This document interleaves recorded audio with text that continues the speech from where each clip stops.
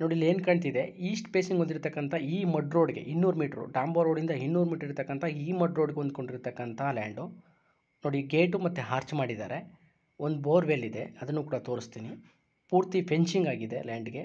23 ಗುಂಟೆ ಲ್ಯಾಂಡ್ ಇದು. ನೋಡಿ ಇಲ್ಲಿ ಬೋರ್ವೆಲ್ ಆಗಿದೆ, ಈಗ ತಾನೇ ಕೊಡಿಸಿದರೆ 2.5 ಇಂಚು ನೀರು ಬಂದೈತೆ. ಕರೆಕ್ಟ್ ಕಲೆಕ್ಷನ್ನು ಕೂಡ ಆಗಿದೆ. ಈ ಲ್ಯಾಂಡ್ ಬಂದು ಮೈಸೂರು ಶ್ರೀರಂಗಪುರ ರಿಂಗ್ ರೋಡ್ ಏನಿದೆಯೋ ಅಲ್ಲಿಗೆ 14 ಕಿಲೋಮೀಟ್ರ್ ಆಗುತ್ತೆ ಎಕ್ಸಾಕ್ಟಾಗಿ.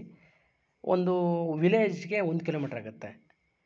ಸುತ್ತ ಫೆನ್ಸಿಂಗ್ ಆಗಿದೆ, ಜನರಲ್ ಪ್ರಾಪರ್ಟಿ, ರೆಡ್ ಸೈನ್ ಕೊಟ್ಟಿರ್ತಕ್ಕಂಥ ಪ್ರಾಪರ್ಟಿ, ಲೀಗಲಾಗಿ ಕರೆಕ್ಟಾಗಿರ್ತಕ್ಕಂಥ ಪ್ರಾಪರ್ಟಿ, ರೆಡಿ ಟು ರಿಜಿಸ್ಟ್ರೇಷನ್ ಇರ್ತಕ್ಕಂಥ ಪ್ರಾಪರ್ಟಿ ಈ ಲ್ಯಾಂಡು.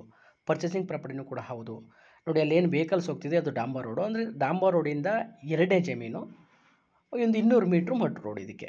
ಇದು ಹೊಂದ್ಕೊಂಡಿರ್ತಕ್ಕಂಥ ಲ್ಯಾಂಡು. ಮೈಸೂರು ಅಕ್ಕಪಕ್ಕ ಏನಾದರೂ ಒಂದು ಚಿಕ್ಕದು ಫಾರ್ಮ್ ಹೌಸ್ ಬೇಕು ಅನ್ನೋರಿಗೆ, ಬೋರ್ವೆಲ್ ಇರಬೇಕು ಅನ್ನೋರಿಗೆ ಮೇಲೆ ಡಿಸ್ಪ್ಲೇ ಆಗ್ತಕ್ಕಂಥ ನಂಬರ್ಗೆ ಕಾಲ್ ಮಾಡೋದ್ರ ಮುಖಾಂತರ ಈ ಲ್ಯಾಂಡ್ನ ತಮ್ಮದಾಗಿಸ್ಕೋಬೋದು.